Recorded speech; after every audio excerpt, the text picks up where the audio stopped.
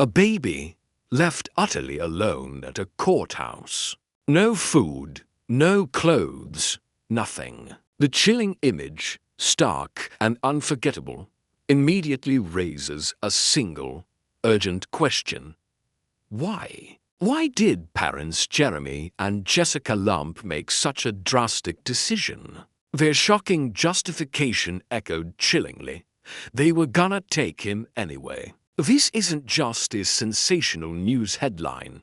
It's a raw, unsettling glimpse into desperation, the devastating grip of addiction, and a system teetering on the brink. Jeremy and Jessica Lamb now face severe child neglect charges, their desperate act potentially landing them in prison.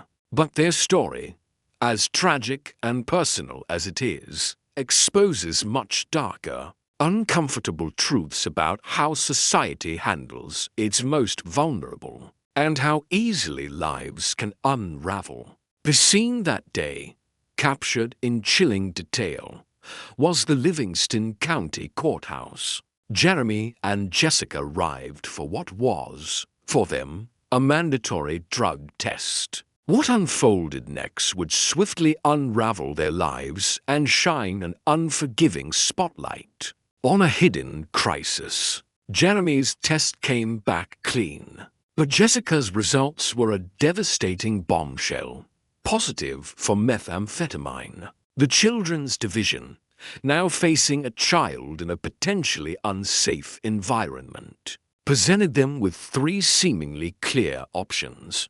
Jessica could leave the home. Jeremy could take sole custody of the child, or the baby could temporarily stay with a relative. Each choice, however difficult, offered a defined path to ensure the infant's immediate safety. But the Lumps, it seems, wanted none of them. Reports from the scene claimed Jeremy, in a shocking and defiant move, physically pushed the baby's car seat towards a county official, despite being explicitly told they couldn't simply abandon the child there.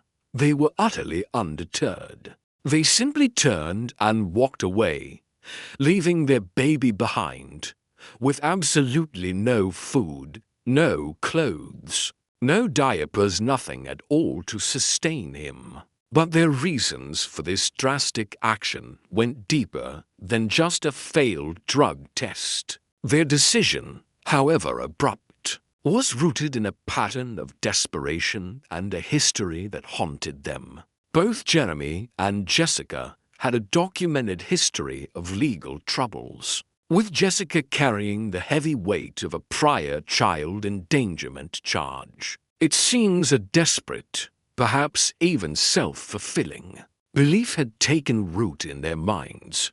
They were convinced the court was going to take their baby anyway, so why prolong the agonizing, inevitable process? An hour after abandoning their son, police located the couple at Hedrick Medical Center and arrested them. Jeremy, when confronted about their actions, simply repeated his chilling justification, a phrase that speaks volumes about perceived inevitability.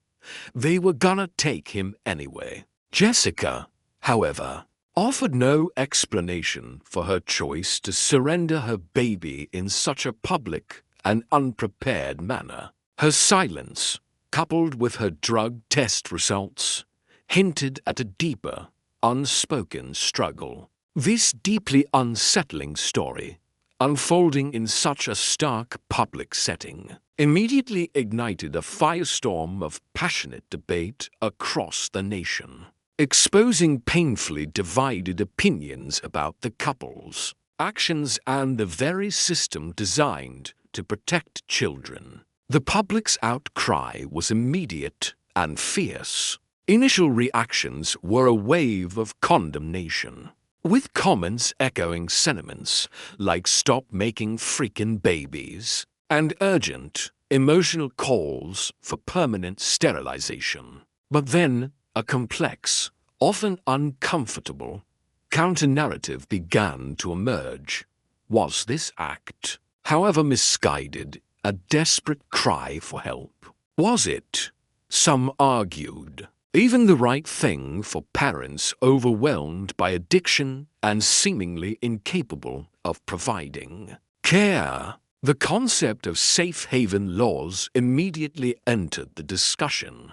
Many states have specific laws designed to allow parents to legally and safely surrender a child, typically at designated locations like fire departments, police stations, or hospitals, usually within a certain age limit and, crucially, without facing criminal charges. But a courthouse, it's not a 24/7 facility, nor is it equipped for immediate infant care. This highlights a cruel, legal paradox. Parents, perhaps trying to avoid a worse outcome for their child, are instead criminally charged for not navigating a precise, often uncommunicated, legal labyrinth.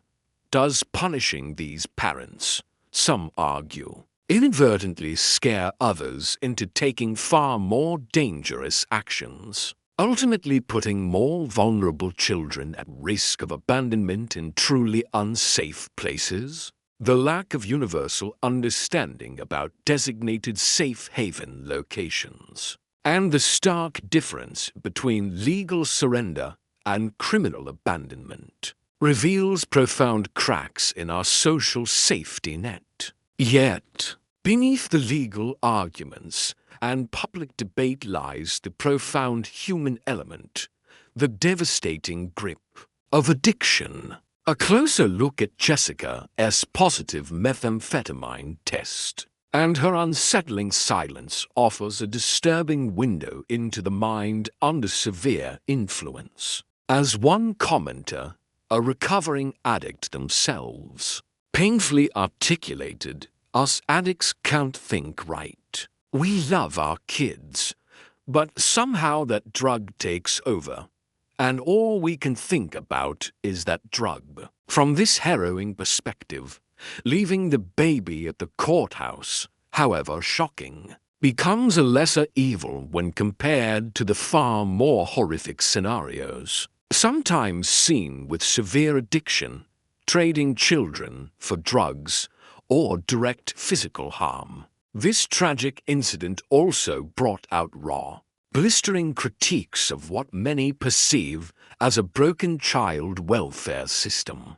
Allegations of corruption within Child Protective Services (CPS) or the Department of Children's Services (DCS), and even claims of foster parents motivated by financial gain over genuine child well-being, paint a picture of a system that itself struggles to cope.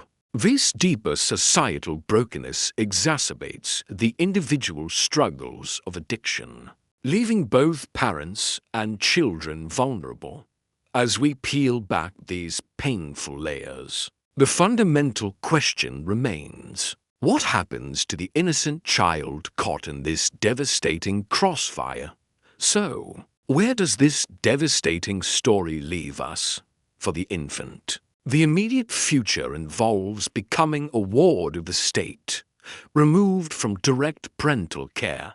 The hope, a fervent wish shared by many, is that he will quickly find a loving, stable, adoptive family who can provide the unwavering care, security, and warmth he so desperately needs and deserves. For Jeremy and Jessica Lamp, the future is grim. They now face serious child neglect charges, and the very real possibility of significant prison time hangs heavily over their heads. But beyond this specific case, this incident serves as a harsh, uncomfortable spotlight on broader societal failings. It forces us to confront difficult, urgent questions about access to effective birth control and family planning services, the critical need for comprehensive and accessible addiction treatment programs, and the profound absence of compassionate, clear alternatives for parents in crisis. It underscores the urgent need for fundamental systemic reform within our child welfare systems. This story isn't just a sensational headline that will fade from memory.